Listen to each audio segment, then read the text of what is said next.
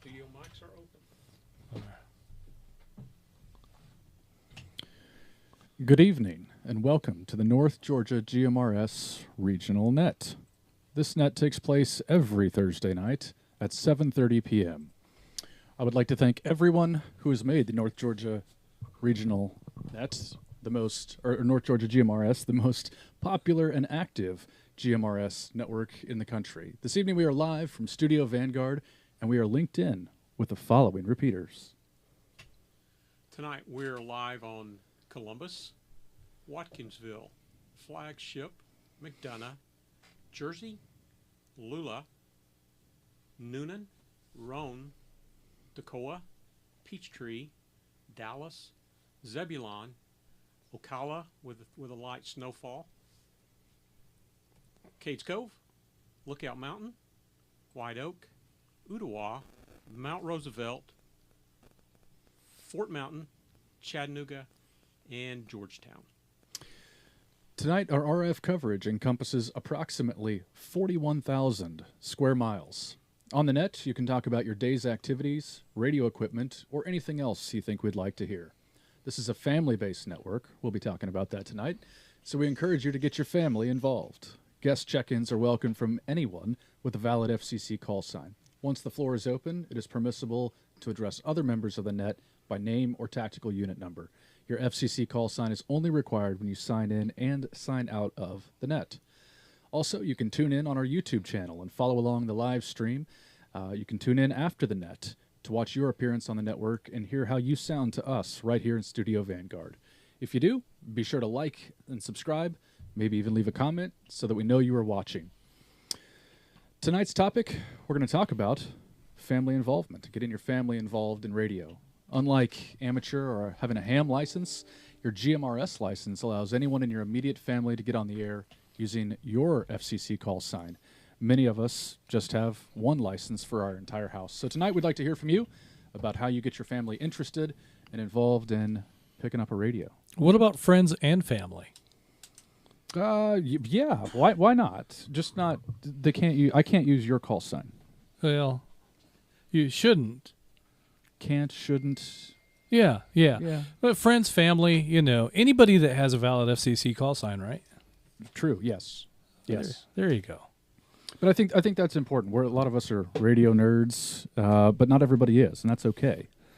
So how do you motivate or encourage other people to pick up a radio or use it for communications? That is the topic. Yeah, there you go.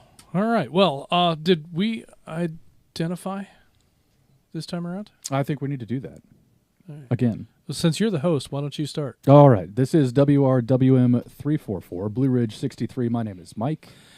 This is WQIR 514, Atlanta 946. My name is Justin. This is WSAL 368, Atlanta 263. This is Rogers. And this is WRUB 711, Atlanta 519. My name is Gary. It's a full house tonight. Yes. I love it. Yes, very much.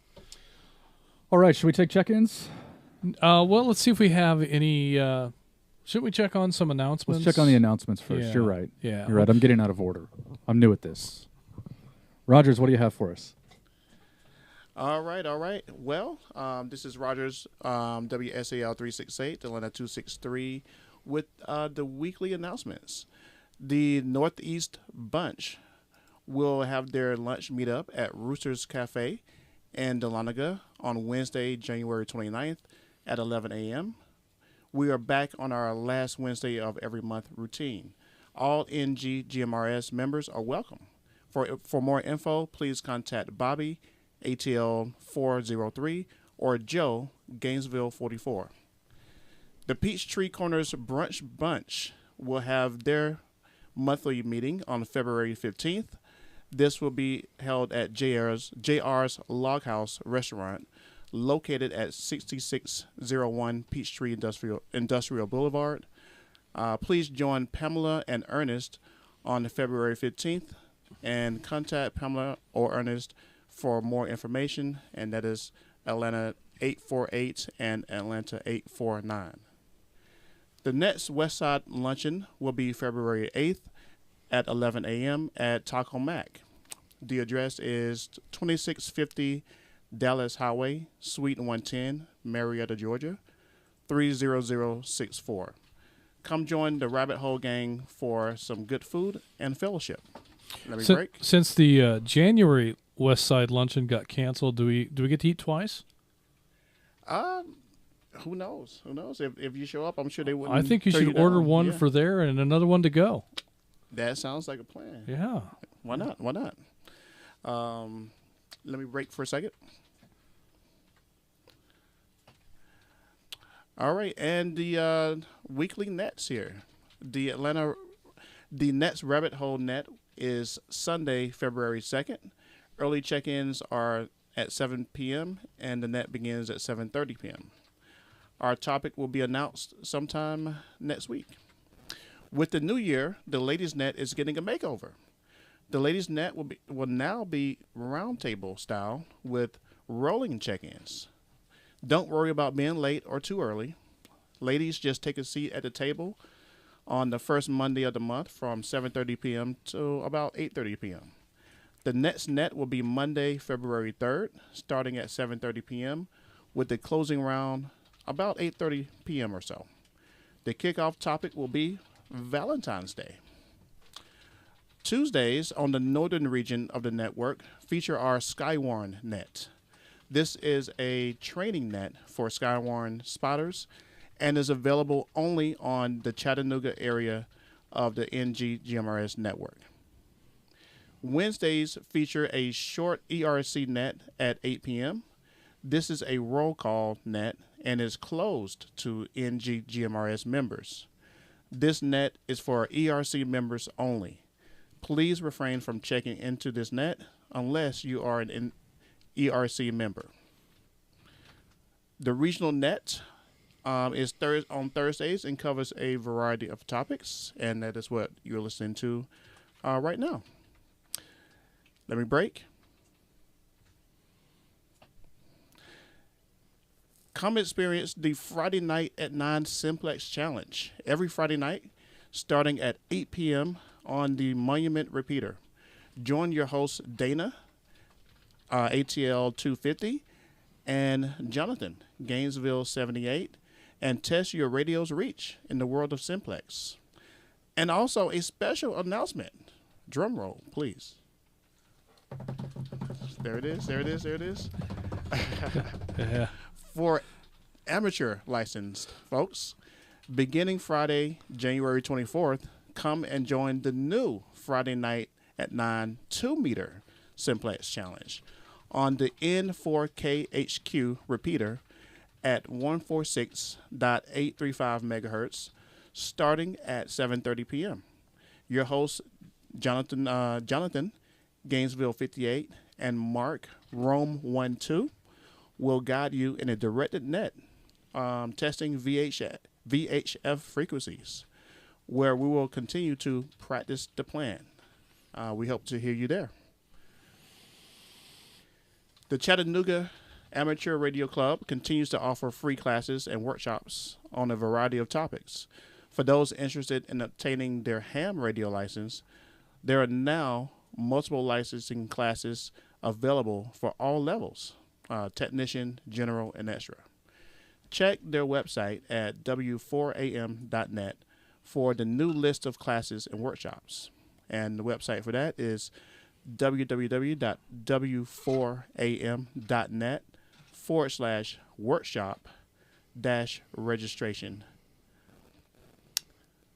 Ham Winter Field Day is scheduled for this Saturday and Sunday, January 25th and 26th. This 24-hour radio event is fun and has a touch of challenge due to weather conditions.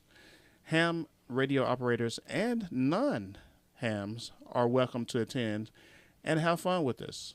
Details are on our website, w4am.net, and registration is highly encouraged, and the link for that is www.w4am.net/winter-field-day-2025. A lot of dashes in there. Yeah. Yeah. Dasher. Upcoming events. Tech Fest. The GARS, or Gwinnett Amateur Radio Society, Tech Fest is a free annual event specifically geared towards amateur radio enthusiasts.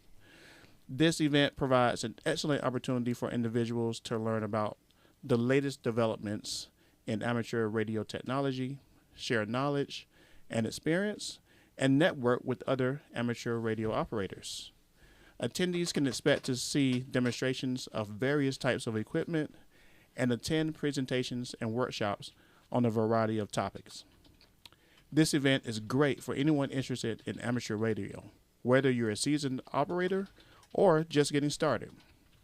Attending the GARS Tech Fest is an excellent way to learn more about the hobby, make new contacts, and discover new ways to use amateur radio.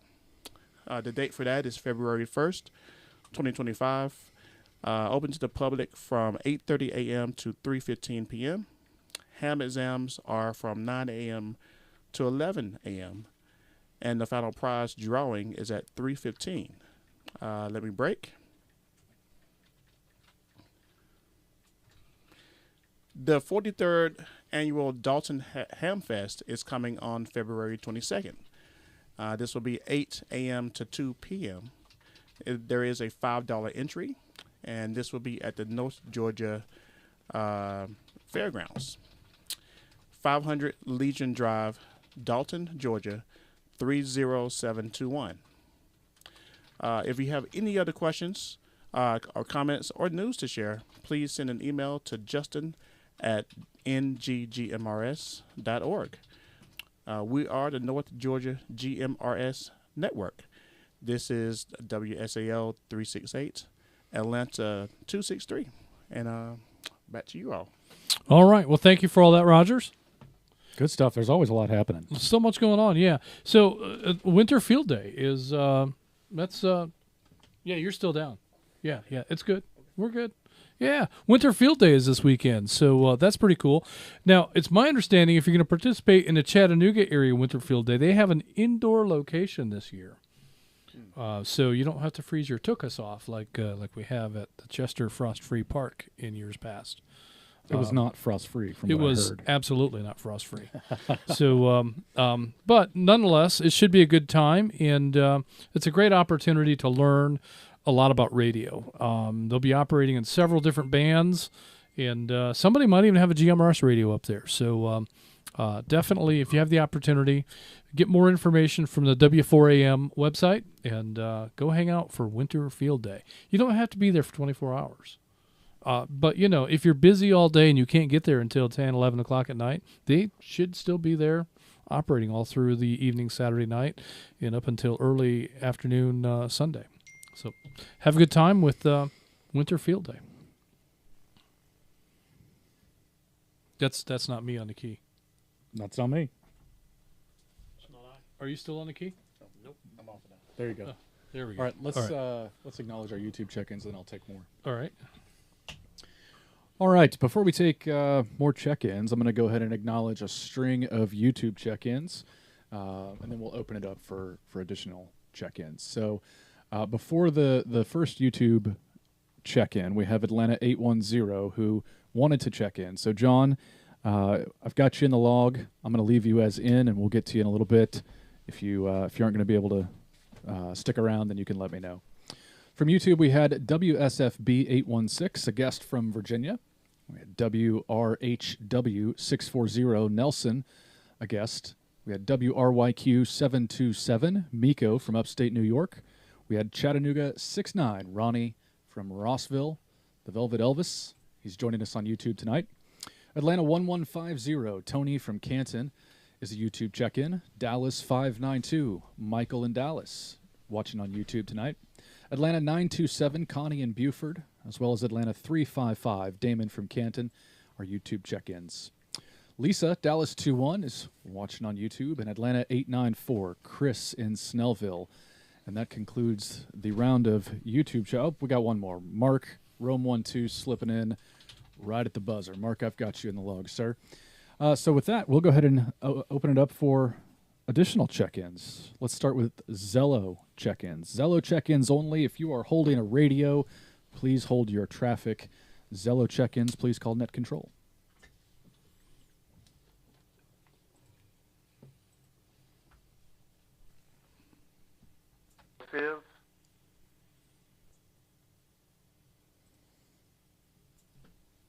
This is ERC, this is Atlanta 725, WRNV 615, David in Holly Springs. Good evening.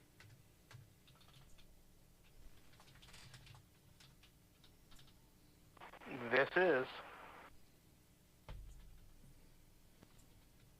WSDT 898, Atlanta 622, in the Caribbean Sea, around 22 north, 86 west.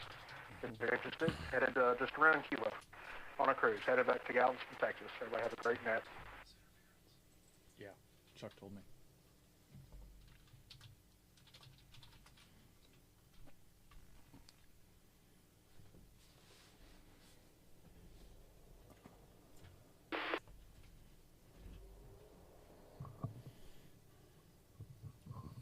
There's a Mustang guy. Yep. Did anyone get if Marvin was in and out on his cruise? I did not. I didn't.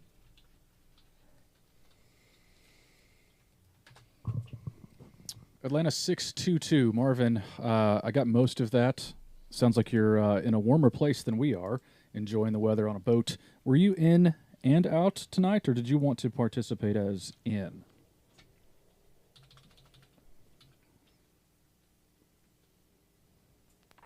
Yeah, glad you got back with me. I'm actually in and out. I don't know how long the internet's going to last, but wanted to give a check-in. Everybody have a great evening. All right, very good, Marvin. We'll show you as in and out. Enjoy your trip, and we'll talk to you next week. And we also heard on that round of Zello check-ins, Atlanta 725, David in Holly Springs, is in tonight. David, thanks for checking in. With that, we'll open it up for check-ins from any other repeater other than Flagship. Flagship users, please hold your traffic. We'll get to you shortly. Net control standing by.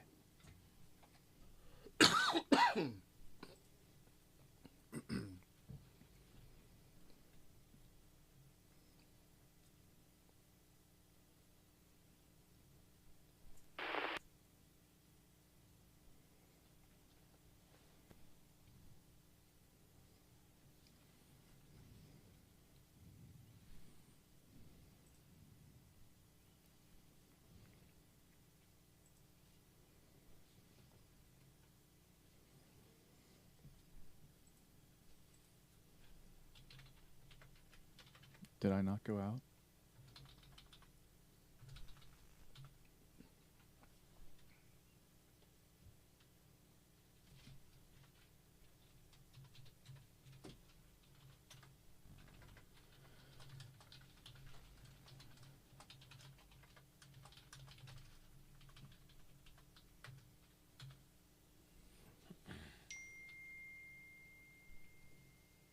No traffic. None. All right, not hearing any traffic. We'll try that one more time, and we will open it up for check-ins from any repeater, including the Flagship machine. Please call net control.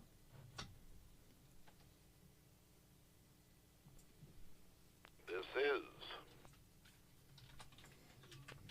is WRWK 895, Atlanta 250, Dana in Dahlonega, Mount Olympus.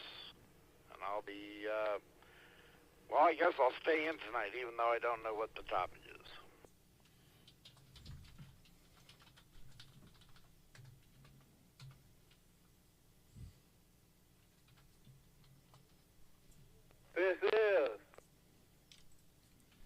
This is WRWK 560, Atlanta 589. Don in Kennesaw, check me in and out.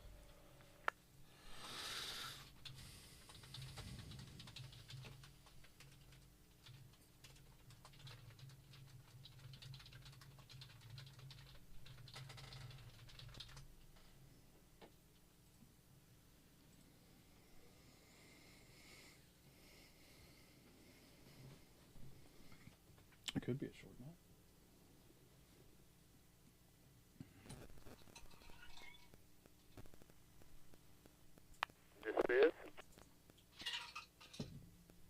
This is Atlanta 104, Brian in Social Circle, Georgia. Check me in and out.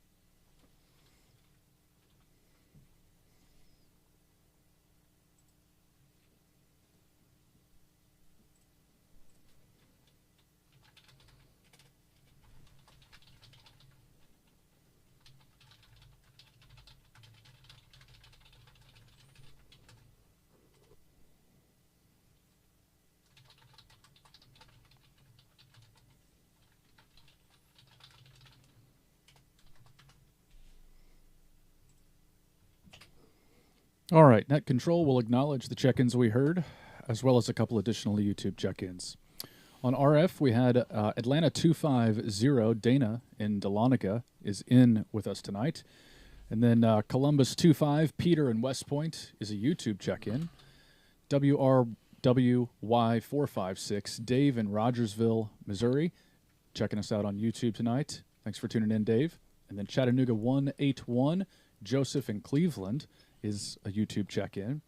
And last we heard Atlanta 589, Don in Kennesaw is in and out. And Atlanta 104, Brian in Social Circle, also in and out. Those are the check-ins we heard. We'll take a late round of check-ins at the end of the net. But with that, we'll go to the top. All right. Very good. Well, tonight's topic is, what is tonight's topic? Tonight's topic is, where is the, their push to talk is down. Tonight's topic is family involvement. What do you do to get your family involved? So, you know, just like tonight's check-ins, there are a couple of spouses that are checked in that we often get the relayed check-in, but we don't always hear that. In fact, we rarely hear that spouse actually check in. But, you know, that's okay as long as you're participating in some level. That's good to have that engagement and participation. But what's more important is actually getting your family involved.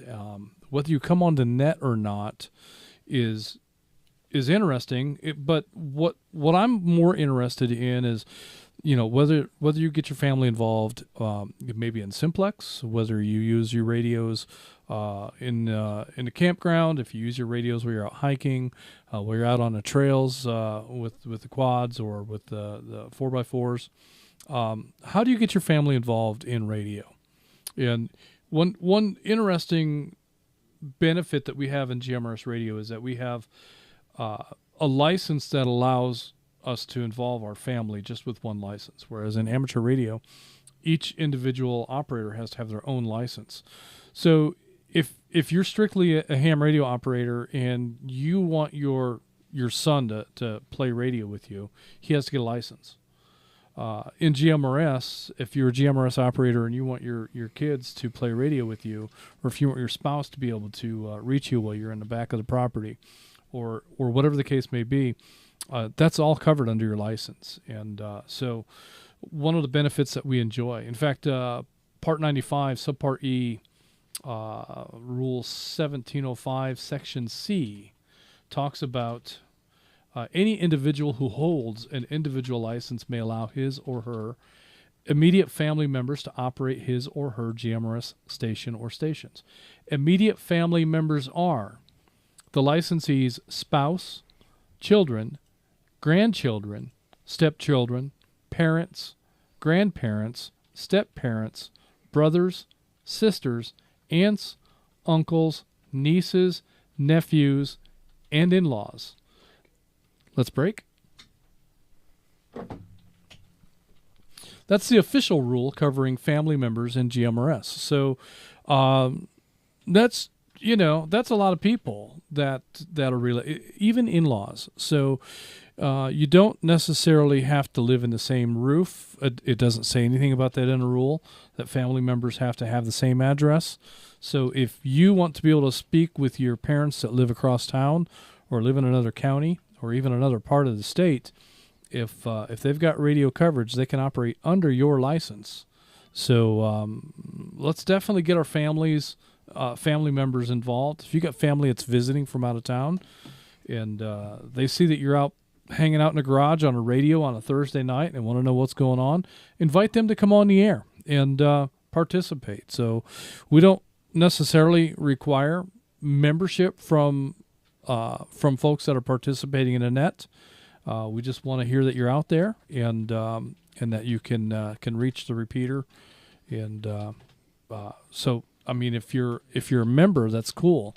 But if you just have a GMRS license, that's what we want. And anybody that's licensed can participate in any of the North Georgia GMRS regional nets, any of the nets, the rabbit hole, the ladies net, Simplex. the Friday night simplex thing, that thing that they do on Thursday nights with those guys that yammer all night long. Oh, the Thursday night group. Yeah, Yes. they'll talk about anything. All right. So, that's our topic for this evening. And where are we at? We're going to start off with Tim? Yes. No. Sorry. No. We missed we got Jason. a couple of them right up here at the top. So is Rick in and out? I don't think we got the in and out on Rick. That's when we were having those keyboard issues. Okay. We'll call on him and see if he is. So Rick, Atlanta 785, are you in with us tonight?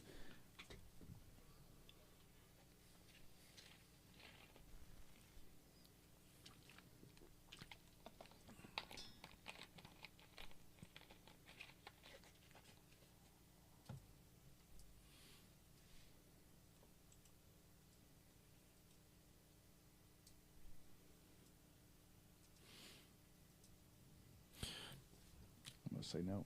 Is that a long pause because of Zello, or is that a long pause because he's not listening anymore? Both. All right. Made sure we give a long pause there. We're going to show Rick as in and out. Go to the next Zello check-in. Similar question. This is for Atlanta 575. Jason and Mableton. We didn't have in or out, or just in for you, Jason. So let's see if you're still with us. Atlanta 575.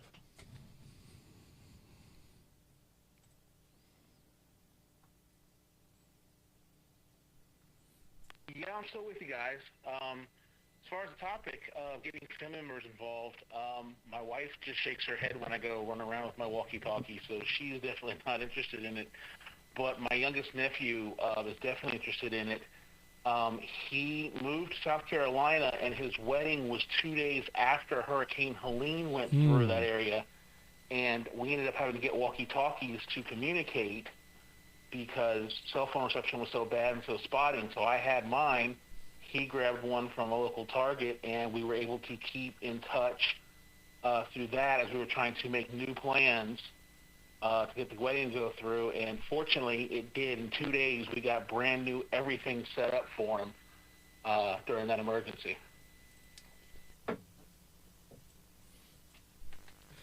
You know, that's an interesting twist on how to put something together at the last minute. Weddings are complicated. They involve a lot of people, a lot, caterers, musicians, flowers, people to do makeup. I mean, there's just no end to it. I know that when my daughter got married, we had at the last minute we had the musician that was going to play backed out without any real backup at all, and the hairdresser that they had used for many years had been a family friend.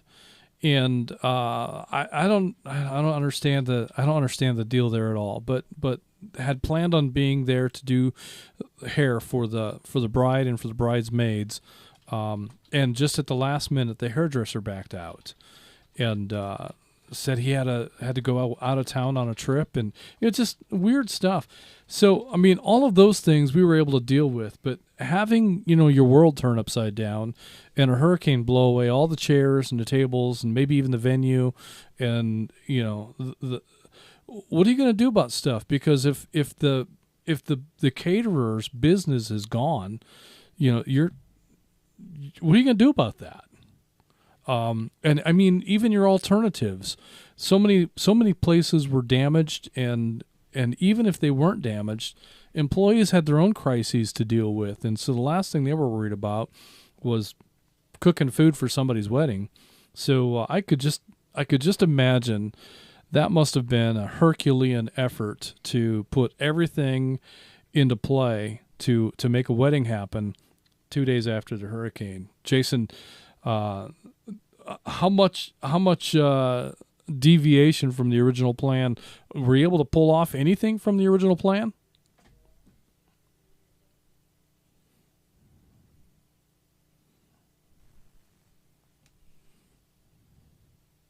No, we were not. Everything, I mean everything, including the venue, canceled because of everything that happened. So basically, the wedding was Sunday. We got up there Friday. The hurricane went through Thursday.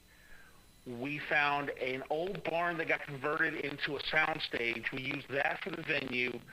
Two people brought in generators to power everything, lights, fans, because this was also in September where it was nice and muggy.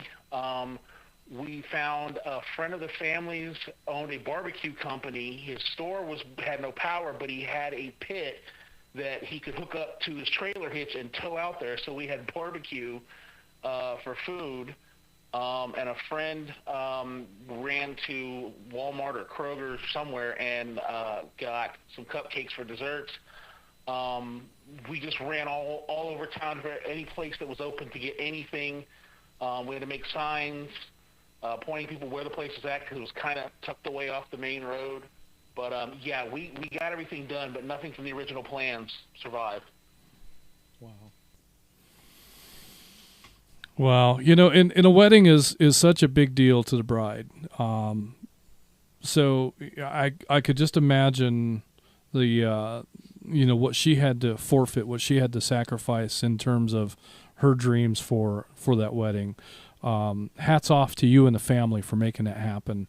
I just knowing how big a deal that is to a young woman, that is certainly going to be a memorable wedding for everybody involved, but probably not the wedding she had in mind. So that's a great story. I just can't imagine having to scramble like that at the last minute. My son's getting married in June, so we're all in a bit of a panic because the wedding is out of town. And so we need details. We need specifics as to where specifically the venue is, what the timing is going to be for things like the rehearsal dinner and stuff like that. We'd like to know where we need to get our rooms reserved at, and the event is near Nashville, and there's stuff going on in Nashville all the time. I hate to wait too long, and then find out that we can't get a room. Because I've experienced that before, where there's an event going on, and so you can't get a room. That's not always a fun situation to work through. So we're anxious about that, and we've got months before the wedding, and to put all that together in just a couple of days. Hats off to you, Jason. And grabbing a couple of radios at Walmart or wherever you can get them to make that happen. is fantastic stuff. You'd mentioned you can't get the wife to even participate, and we've encountered situations, I can't tell you how many times, where your cell phone just all of a sudden you can't make a call. Maybe it'll text or whatever, but you can't call. Or maybe it's the other way around. The text and the data stop working, but for some reason voice is fine. Our phones rely on so much equipment. You hear about 2 weeks ago there was an event. Let me break. There was an event north of Dallas, Texas. It was a fire at an electrical substation. And that fire caused a data center nearby to lose power, and it affected some of the Cisco data switching within that data center that is operated by Verizon. So long story short, Verizon phone calls worked just fine. You could text message all you wanted. But if you were a commercial customer using commercial SMS data, that was broken. And on the railroad, we had control points all over our system, none of which are in Texas. But we had control points all over our system that went into trouble because of a cellular problem that was related to data only. And, you never know when our primary communications methods are going to fail. And so even though your spouse may feel like the radio is a goofy thing and she's not really all that interested, I would encourage everyone to at least go in the backyard, play walkie-talkie for an afternoon, get her familiar with the radio, the push-to-talk, the pause before you speak, whether it's on a repeater or if it's just simplex across the backyard. Just make sure your family has some basic training and understanding so that when something bad does happen and you have to use the radios, that it's not training day in the heat of the moment, that there's already some familiarity and some practice. It's no different than having a plan. If a fire breaks out, where is your family going to meet to make sure that everybody made it out okay? Do you have that plan? Because you should. These are very basic things, and I think that a little bit of preparedness related to radio operations falls right within that. So I would encourage everybody to take some basic steps in that direction. But great stuff, Jason, and glad that the radios were able to help you facilitate making that wedding happen. I just can't imagine dealing with that. 2 days. Talk about stress. Oh, yeah. I bet the bride was a wreck. But hopefully she's a happy bride now, and all of that is... made the most of it, I'm sure. Yeah. Well, good stuff. Thanks, Jason. Do you have anything else?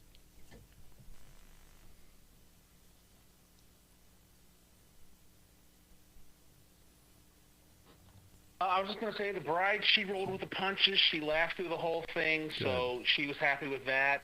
As far as the Verizon thing, yes, I'm very familiar with that. I actually work for an ISP company that we piggyback off of all three main carriers. And trust me, in a day, I could tell you between all three carriers, there's anywhere from 8 to 10 network outages all over the U.S. So that's just one of the main reasons why I've got walkie-talkies. And as far as Nashville goes, I don't know how familiar you are with them, but I am very familiar with them, so that area. So if you want to know some good places to get some good grub to eat, a great place to stay, and awesome attractions to check out, let me know. I will drop you a line. Fantastic. Well, Jason, if you want to send some recommendations my way, just drop an email to justin@NGGMRS.org, and I'll take a look at that. But glad to have you along tonight. And with that, let's continue on. Next, I see McDonough 22, Tim in Stockbridge. Tim, well, family involvement is probably a bit of a challenge these days. Most of Tim's family is out of town now. But do you have anybody in radio range, Tim?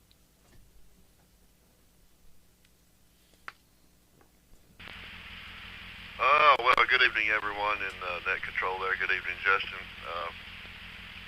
Don't really have any family members, around. Occasionally, someone will ask me about my antenna or my radio or something, and I explain it to them. I haven't really gotten anybody in particular strongly interested in it. There is one possibility, though. I met there's a blind guy that is a ham operator. He's been a ham operator for several years. He lives in Ellenwood, and he needed some transportation, so I've been helping get him to church and back home lately, and he's being a ham operator. I've been talking to him about GMRS, and I think he's interested in it. He would like to get involved in it, but he needs audio, so I'm trying to figure out how to get him where what kind of radio needs to be gotten to where he can, when he changes channel, he know what frequency he's on and so forth. He operates a Kenwood handheld on digital or something. He's a technician licensed ham, but he does everything using Siri on his smartphone, and his radio talks to him, and he's got these special glasses that talk to him and tell him things, but I don't know how to incorporate GMRS radio into his technology that he needs. So, but other than that, I just talk to people when they ask me about it. I haven't really gotten anybody, specifically interested in it. Family-wise, like you said, everybody's spread out all over the countryside. So, and they're not really. My son out in Washington State, he's not really near any repeaters. I think the nearest repeater to him is in Spokane, and about 40 minutes away. And he's just never been, interested in that kind of thing. So, but anyway, that's about it from Stockbridge here. I'll throw it back to net control.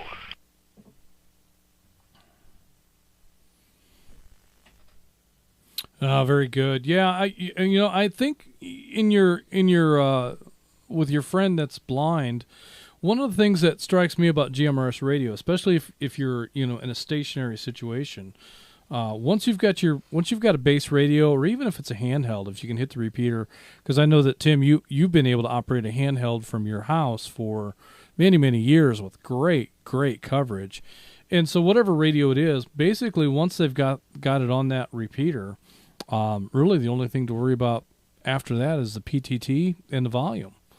Being able to turn the radio up and down, and being able to, in amateur radio, your frequency can be all over the place. Now, it's not so much like that in 2 meter. 2 meter, you kind of know where you're going based on what repeaters are in your area.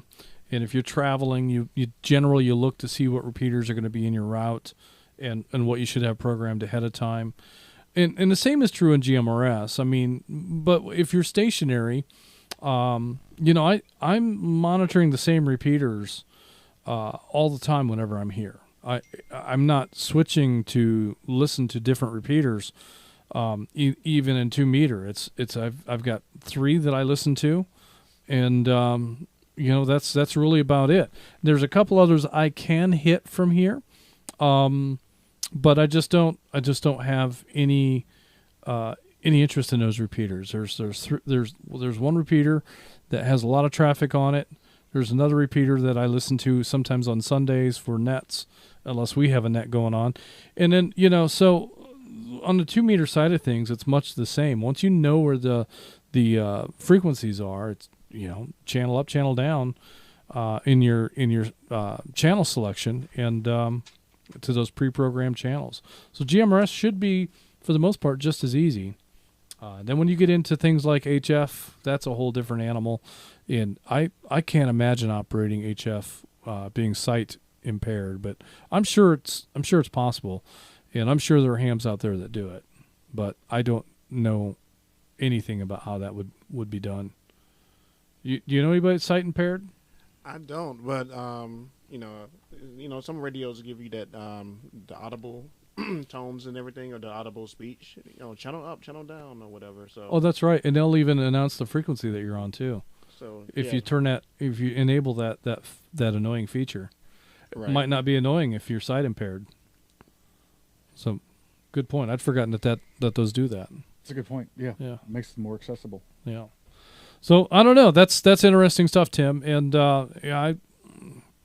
even for your son in Washington State, 40 minutes away from a repeater, maybe he can hit it maybe he can't. I've been at my kid's place. Let me break. I've been at my kid's place. My son-in-law is pretty tech savvy. And I thought, if I set up a laptop and I plug in HT into it and I bring up Chirp and kind of poke around at some of the local repeaters around here, because there's a handful of them near them, maybe that'll spark an interest. And nothing, no interest whatsoever. So it's not the easiest thing. I can talk the big talk about you got to get your family involved, but other than Julie, I don't really have anybody involved in radio. When my son comes back, when Jordan comes back, I'll coerce him into getting on the air from time to time. But he's not easy either. So he's in the Army and he thinks everything's dumb. All right. Well, with that, Tim, do you have anything else for us?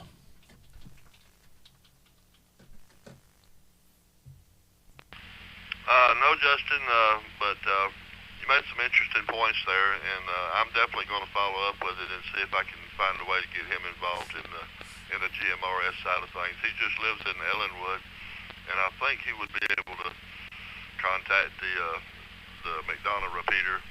I have a radio I can give him, so just had to get him a license first and go from there. But anyway, thanks, and y'all have a good evening. Back to Net Control. All right, Tim. Good stuff, and good luck getting him up and running in GMRS Radio. I think you'll enjoy it. There's conversations that he can join in on all throughout the day. There is in 2 meter as well in amateur radio. The bands aren't dead, but I think this network is interesting because of its very large footprint. But we'll see how that plays. Look forward to maybe one day hearing him on the air. Next we have Atlanta 256.1 Holly is currently supervising Chuck. Let's see if Chuck has any comments for the net tonight.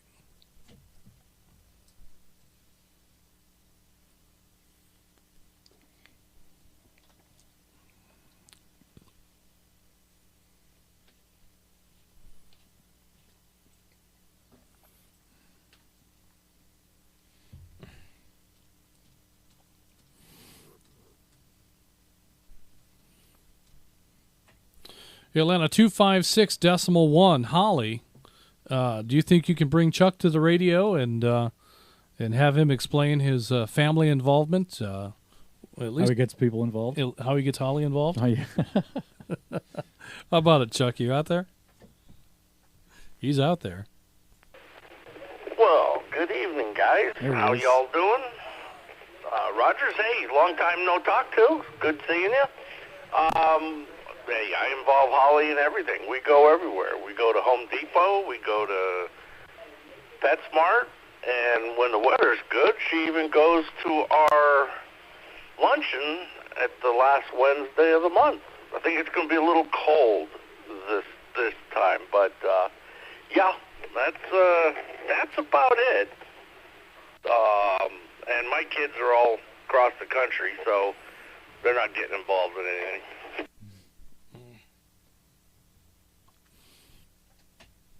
Well, very good. You may have noticed that Atlanta 947 is absent this evening, and that's in part due to Atlanta 948 Bricks, the latest addition to the fur family. So, is this the mascot you were talking about? Yeah, this is the mascot. Okay. So, Okay. The promised pictures have not materialized. He's, he's pretty laid back, but he's not a poser. So we don't really have much in the way of good pictures. There's definitely some pictures, but nothing that she's felt like needs to go up. So we'll get some pictures at some point, I'm sure, and we'll introduce Bricks to the network. But Bricks will definitely be at the Tech Fest, and most likely Bricks will be coming to the Dalton Ham Fest. Bricks might even get a free salad. I don't know. I think if Mike can pass that test, then certainly Bricks could. Then anybody can. Yeah. So we'll see what happens. But yeah. So I don't know, Chuck. You gonna make it out to GARS with us?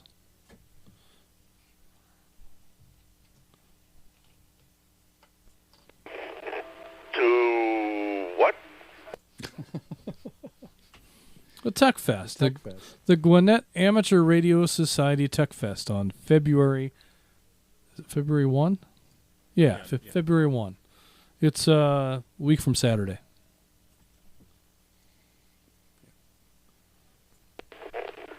Is that the one they just changed the date on, or this is a different one? No, it was originally scheduled in January, and because of weather, they moved it to February. Oh, yeah, I'm gonna put it in my schedule, and I'll make every attempt to get there. That's at the Stone Mountain Hamfest location, correct? That's right. North Georgia GMRS will be there, and we'll have Studio G with us, and we'll be looking forward to meeting up with lots of members, especially new folks.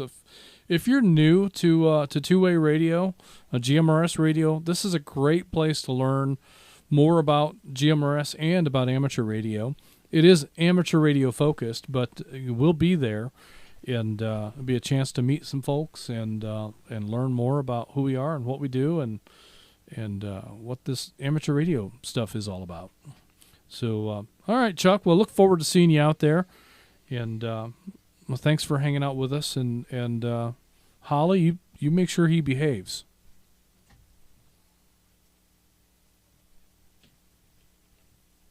All right, guys. Appreciate you calling me. We'll definitely Holly take care of me. She's kind of snoozing right now, which is odd for her during that night.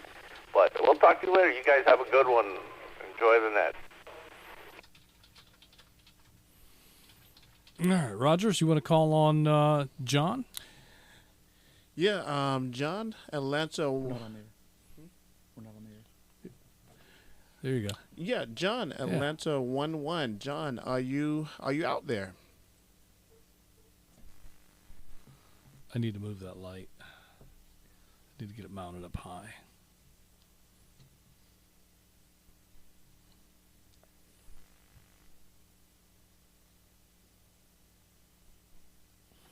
He might have been in and out. We'll just give him a moment, and if he doesn't answer, we'll move on to Bobby. I think he is usually in and out. Yeah. If my memory isn't failing me in my old age. All right, John, we will show you as in and out. That brings us to who's next? 810. 403.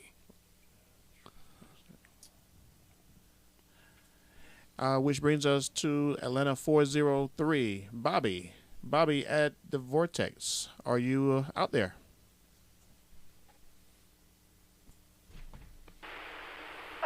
This is Atlanta 403. Yeah, we're watching YouTube and seeing your guys' lips moving half the time, but you're in and out on the radio end of things, so.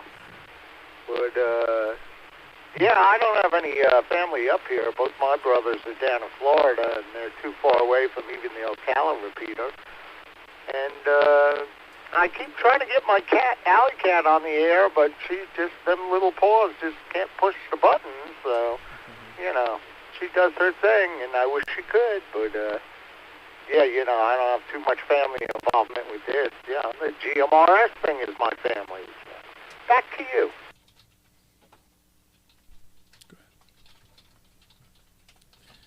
All right. Well, we appreciate you checking in with us tonight.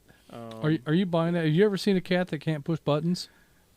I think I've seen a lot of cats that push buttons and keyboard buttons and everything. Well, not only that, but I mean, cats just like to annoy and antagonize, and you know, if they know that you're going to be aggravated by doing something, they'll make a point of making sure they do it. Yeah, but you do need a tad bit of strength to push that PTT button. Just a tad bit. Well, he does have those ICOM radios, so that might be part of it, too. Yeah, I thought he didn't have a PTT on those. They can only monitor. Just giving you a hard time, Bobby. Go ahead and see if he has anything else to say, and then we'll move on to John. I'm There used he to is. it by now. All right, Bobby. Well, we appreciate your participation tonight. Moving forward, we're going to go to Atlanta 810, John in Dawsonville. How are you getting your family involved in radio, and do you have a plan with your family?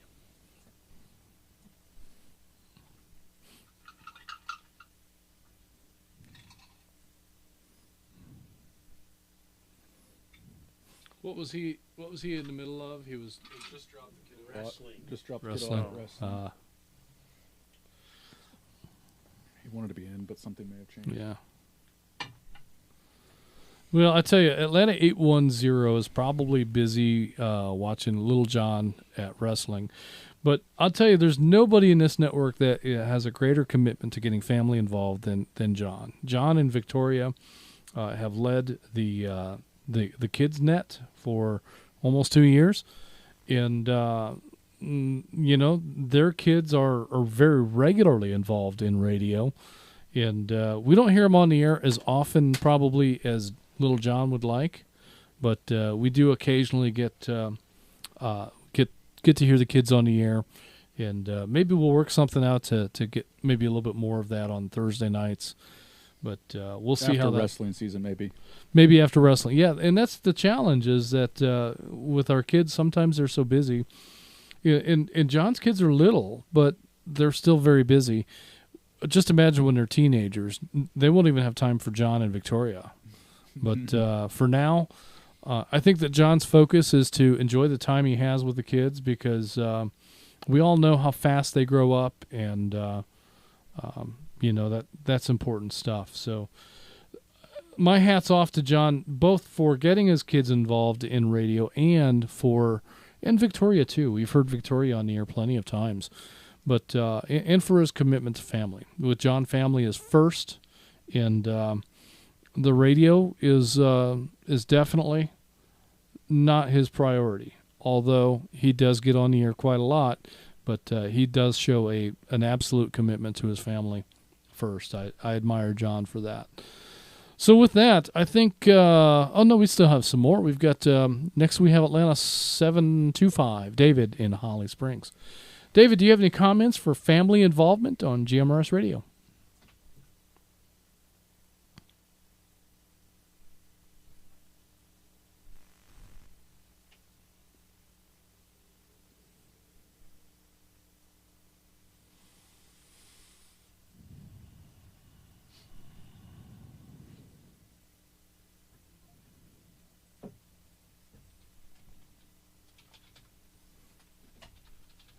Not hearing anything from Atlanta 725. We'll go ahead and show David as in and out. We may have missed that. We had a series of technical challenges this evening, and we may have missed the in and out there. So we'll go ahead and show David as in and out. Move on to Atlanta 250. Dana, high atop Mount Olympus.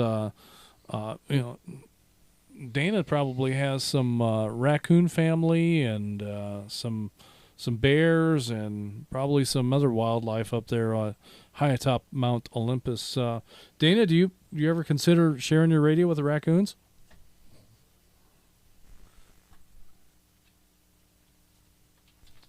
Well, let me start off with good evening to you, Justin, Mike, Gary, and Rogers. Rogers, hey, I see they got you speaking this time around, so good deal, buddy.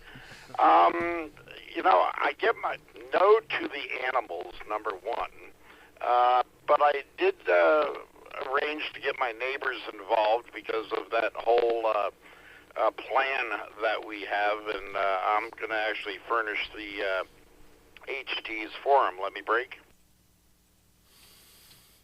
But other than that, the friends that I have are literally all RF folks, and I don't necessarily mean a radio frequency, but really freaky, especially where it comes to Bobby out there. But that being said, all my family is down south, I got a couple of nephews here, and I've tried to get them involved, but they're just not biting the bait, let's say. So other than that, let me break one more time.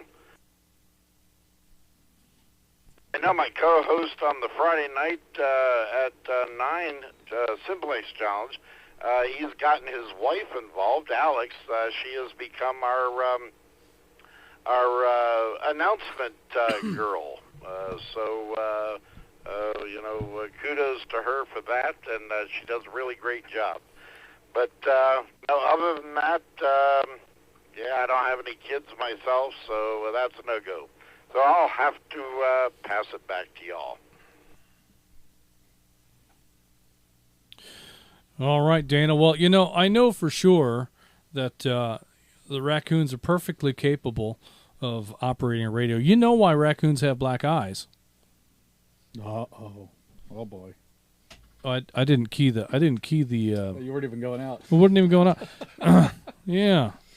So I'm so used to Mike over here and Gary and everybody else keying the PTT that I got lazy and didn't realize I had to. But Dana, we all know that the raccoons are perfectly capable of operating the radios. You know why the raccoons have black eyes?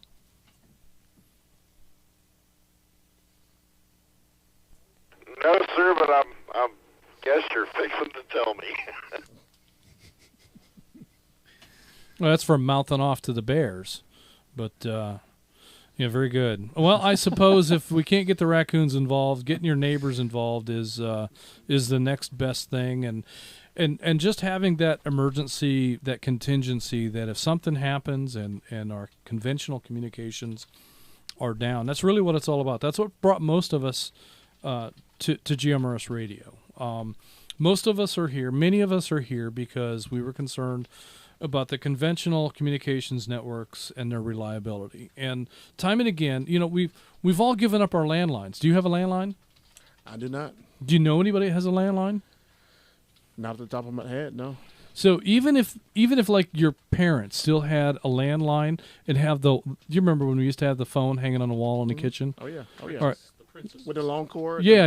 Cord so like that 15 feet. Right, so she could be on the phone while cooking dinner and digging stuff out of the fridge and and throw a load of laundry in, all while still on the telephone. Well, we've forgotten all about that. But even today, if you're one of the 3 people left in the United States that has one of those phones, that phone, even though it still has the dial tone and everything that makes you think it's a landline, it's really a VoIP phone now.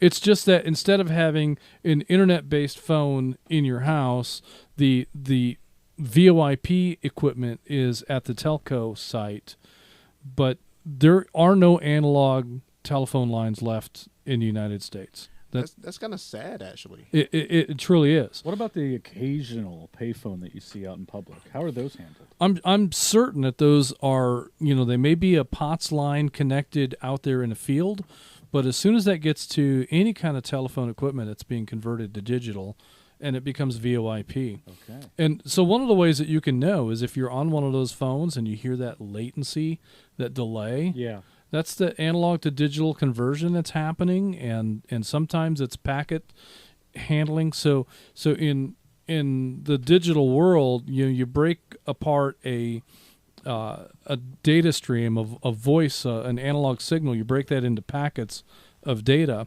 and when that gets transported over a complex network, those packets don't always arrive in the same order that they were created. So in order to reassemble those packets, sometimes there's some buffering or delay that happens so that it can wait until all the data is there and then translate that back into analog. And so that latency, that delay, is a good indicator that the connection that you have is digital. And we didn't have that. When we were kids, if you, the moment you took that telephone and slammed it down on the receiver and you heard that bell ring, the person on the other end heard that click too. And that click was a substantial indication that you'd been hung up on. Oh yeah, that would make your heart drop sometimes. Today, if you hang up on somebody, they might still be talking and not even realize you're gone. And so it's a very different world out there in terms of communication. We rely so heavily on digital communications, and it's so fragile. Time to break? You don't have to whisper. You can say, hey, break. Yeah. And time and again, we're shown the reliability is just not there like we think it should be. And so that's what brought many of us to GMRS radio.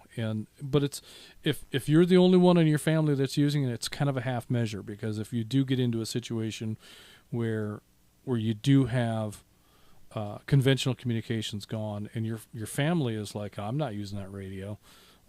Okay, well then you still don't have anything. You still don't have an alternative path. Maybe you can talk to Dana high atop Mount Olympus, but if you can't talk across the backyard, or from your house to the neighbor's house, or from your house to where somebody is at work, then you really haven't accomplished very much. So I really encourage, even if your family is resistant to it, take some time and get everybody involved and sit down and say, okay, these are the basics of operating a radio.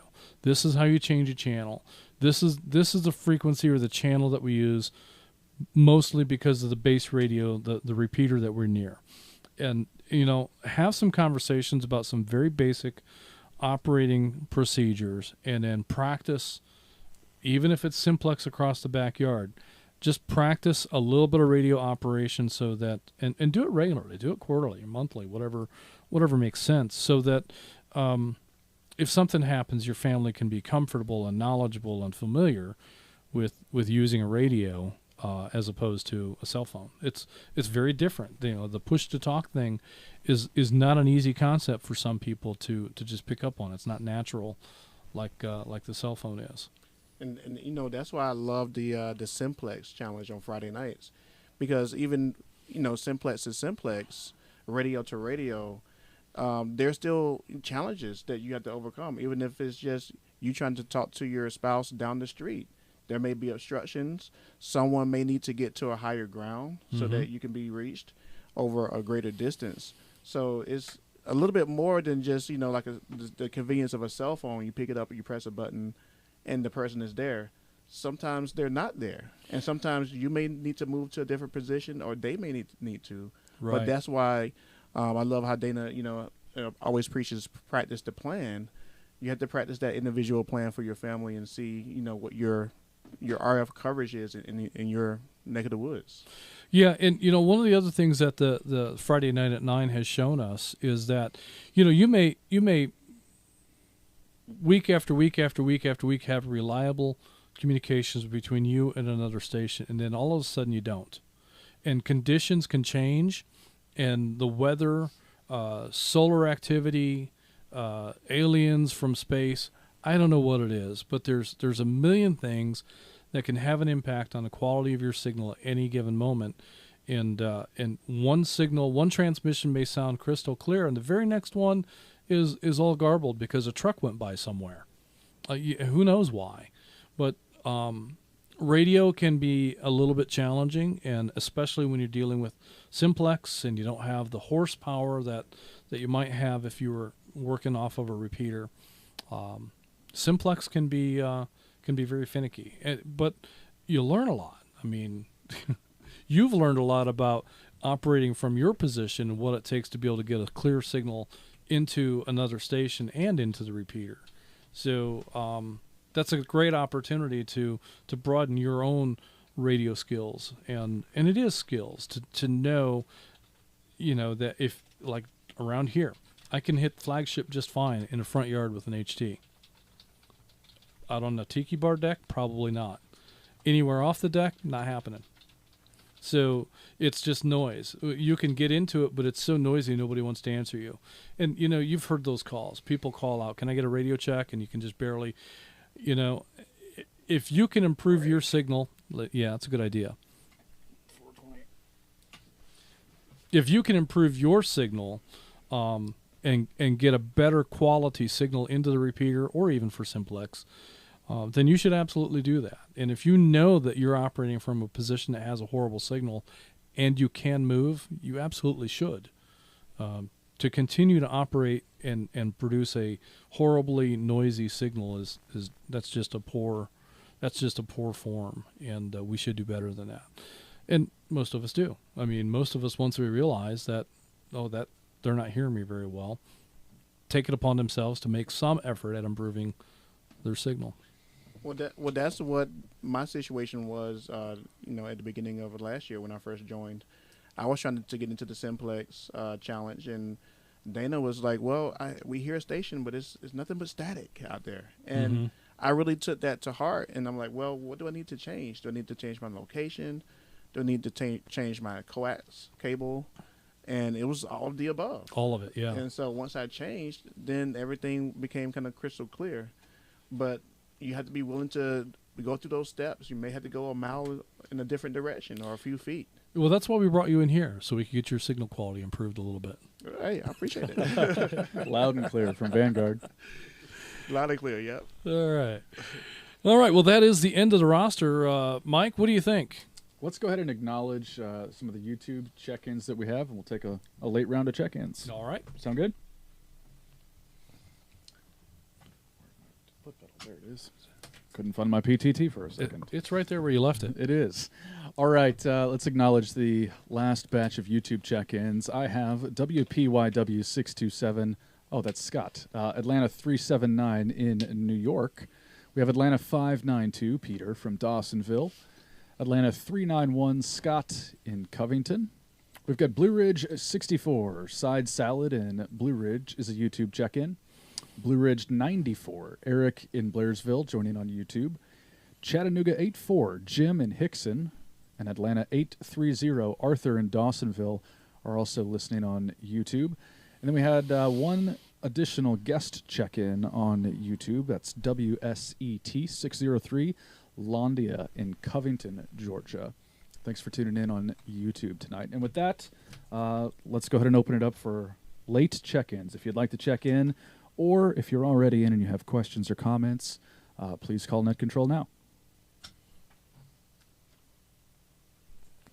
This is Net Control. This is WSAR 300 ATL 364 checking in and out. Didn't hear it. I couldn't get that one. Atlanta 403 with a comment. This is good evening, Net Control. Better late than never. This is Atlanta 532 WRNW 488. Tom in Flowery Branch. Getting here late tonight, but I heard most of this. But I'll be checking in and out. It's a great net. This is WSAR 300 ATL 364 mobile checking in and out. This is Stepped on the same guy twice. Yeah. WRPM 847, Chattanooga 162, Larry in Rivermont, right outside of North Chattanooga, checking in and checking out. Thanks, guys. This is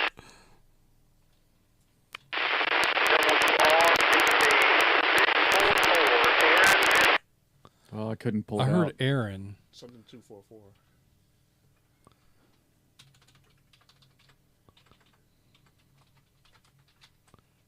And that was on the lookout machine. We'll log it that way for a placeholder.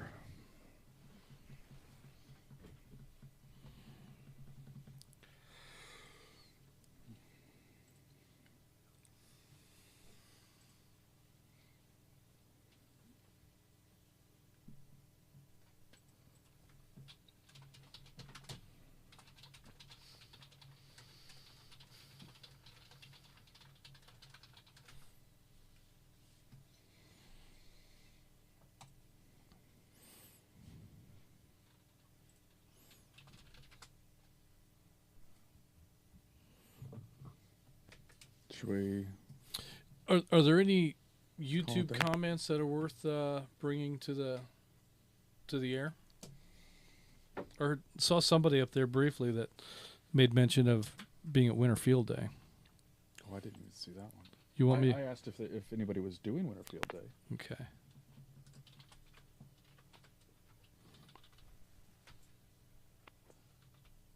You want me to acknowledge these? Will you scroll through and look at some of that? Yeah, go ahead. All right. Had some doubles and triples and had some messes in there, but I think we've got everybody. So it seems like you all sorted out your doubles on your own. So that was good. There was one check-in that we just could almost not even make out, but we got some of it, and we'll tell you what that is here in a moment. What we did here, Atlanta 364, Bruce in Waleska is in and out. We also heard Atlanta 532, Tom in Flowery Branch, in and out. And we heard Chattanooga 162, Larry in Rivermont, just north of Chattanooga. We also heard Aaron on the Lookout Mountain Machine. We heard something 244. We've got you logged that way for now. If we can get more information, we will, but we had a tough time hearing that call out. And there may have been another station that was even farther down in the noise. Not sure if that was Aaron on a previous attempt or if it was a different station. It had a little different sound to it, so it might not have been. But Aaron, if you can come back and give us more from that check-in, we'll try to get it corrected in the log. And we also have from YouTube, we have Atlanta 95 Lester from LJ is in and out with a YouTube check-in. Aaron, Bobby, we'll come to you with your comment here in just a moment. But Aaron, if you can come back, let's try to get you in here. Yes, the call is WRVV644. I apologize. I was behind a trailer. Hopefully you can hear me. WRVV644, Aaron in Tunnel Hill.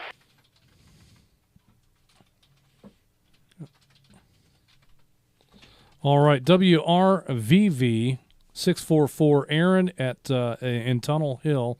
We've got you in the log, and your signal was way better this last time. Booming that time. Yeah, very, very nice and clean signal that last time around. So we've got you in the log. Aaron, did you have any comments for the net? Do you have any efforts at getting your family involved in GMRS radio?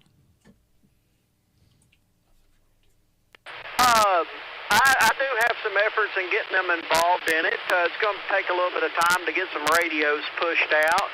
And I've got to get my application put in for the repeater club here. I've been dragging it, but I don't really have anything to say other than I hope everybody has a good evening.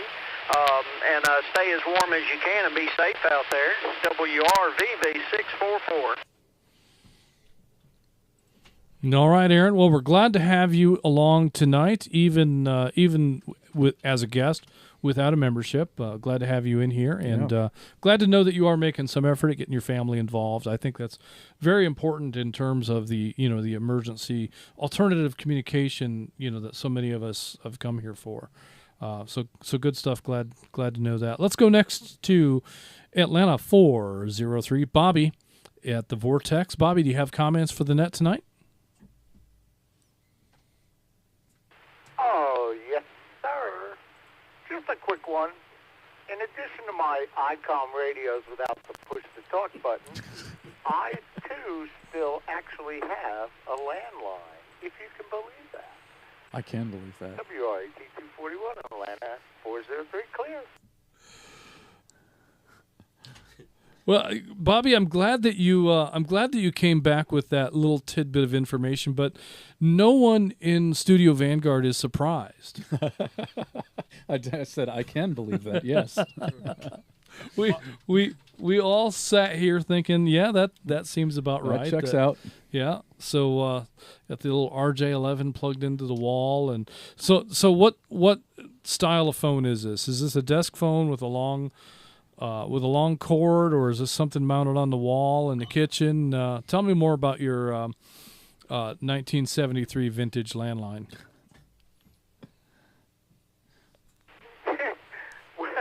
Well, actually, it is a wireless, so. Oh. But I do have a desktop phone, just in case the power goes out, and then I can plug in the regular wired phone to call the power company and let them know the power's out. So, yeah, sometimes this old technology is still good for something.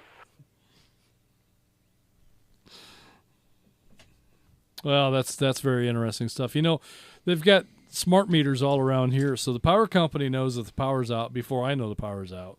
They as soon as that meter stops talking to the office, they know, and so there's no point in me calling.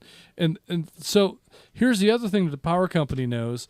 If it's my meter that goes out, then they know that it's trouble just at one residence. But if everybody's meter in the neighborhood goes out, then they know it's something bigger than that, and they might want to roll a crew.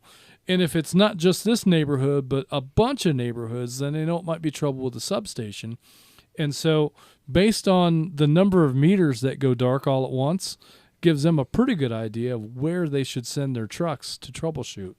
So it's pretty interesting. I've been to their they have a dispatch center that's like it's kind of like the railroad's dispatch center. They have this big wall screen that shows the entire grid for the area that they operate, and that thing lights up and shows in different colors areas where there's trouble. So if they have a substation that is reaching its capacity, it'll change color.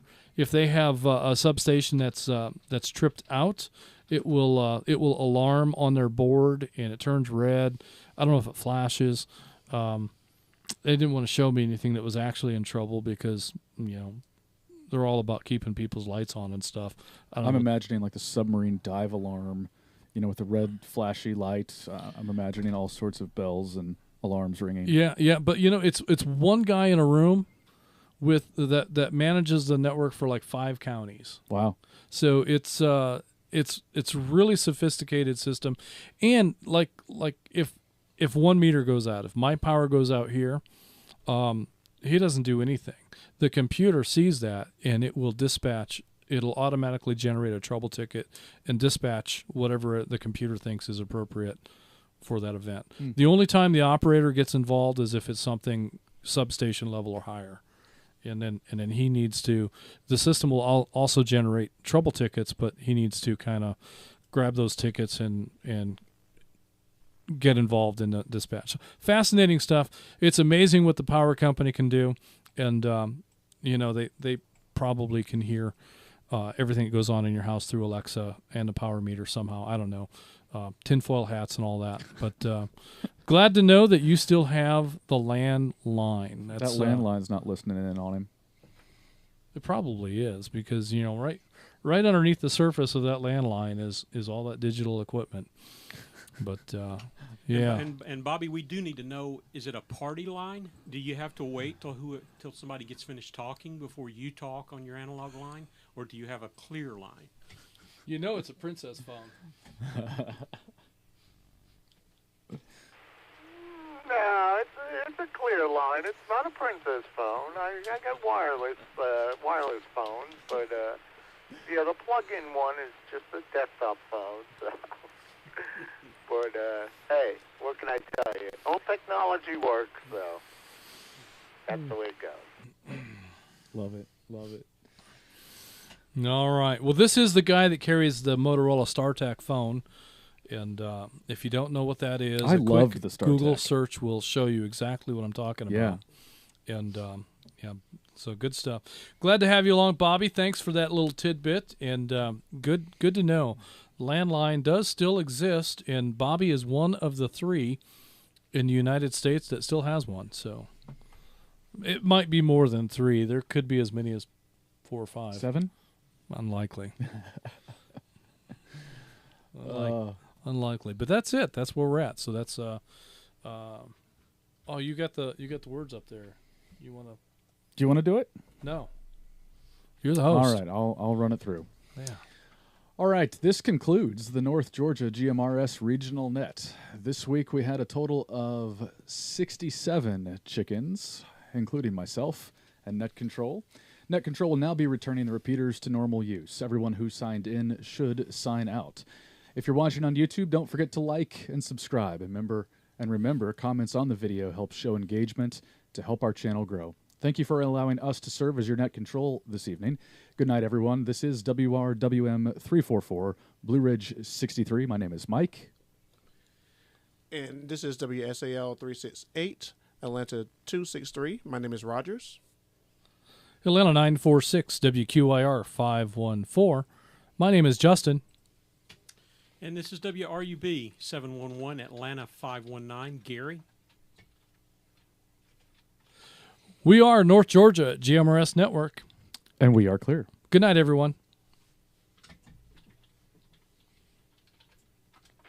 WRAT 241, Atlanta 403. Clear the net. WRWM 256, Atlanta 256. Clear the net. That's all right. After